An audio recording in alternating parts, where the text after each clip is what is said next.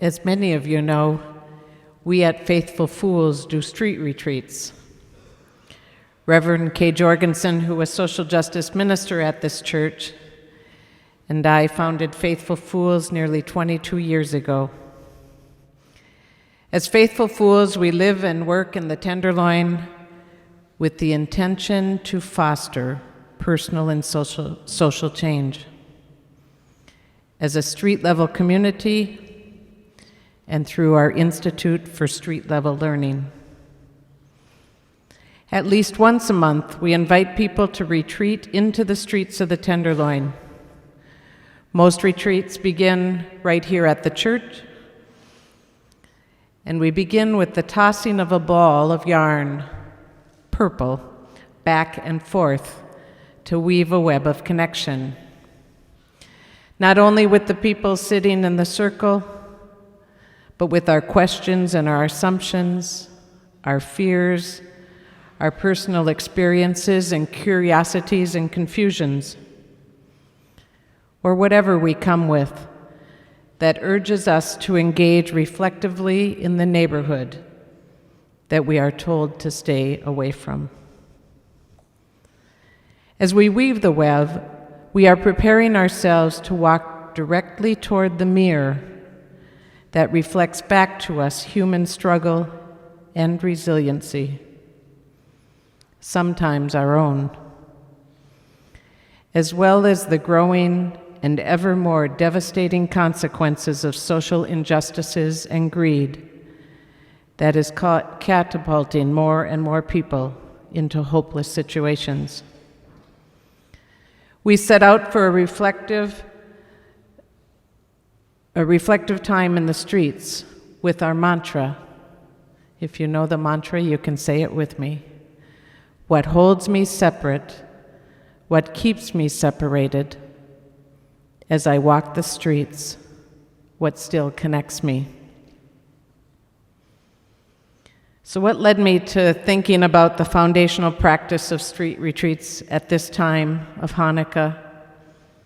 It's that at the end of the retreat, when we return to the Fool's Court for a time of reflection together, we invite people to light a candle after sharing something of the retreat experience. Kay and I were inspired to incorporate the lighting of the candles after reading Bernie Glassman's book, Bearing Witness. Bernie writes about Tikkun Olam, a belief of the Jewish Kabbalists that at the beginning of time, there was only the divine light, and in creating the world, God shattered it into infinite number of sparks, and that our lives are about restoring those sparks into the whole. As of late, I have also found myself introducing the candle lighting with a more practical meaning. Simply, light helps us see more clearly. And I believe that engaging reflectively in the streets helps us to see more clearly. I remember trying to find practical images also to words like enlightenment when I landed in the foreign land of Berkeley after living in the barrios of Nicaragua. All this sitting on cushions, this spiritual stuff and inner work seemed a bit fluffy after living every day where people were struggling with the harsh realities of poverty and war. I understood Spanish, but the Bay Area seemed to have a strange language. When I would hear conversations about enlightenment, it seemed as if they were waiting for a big flash, like that whoosh click when floodlights come on in a sports stadium. And suddenly we would see everything clearly and forever. But not so much.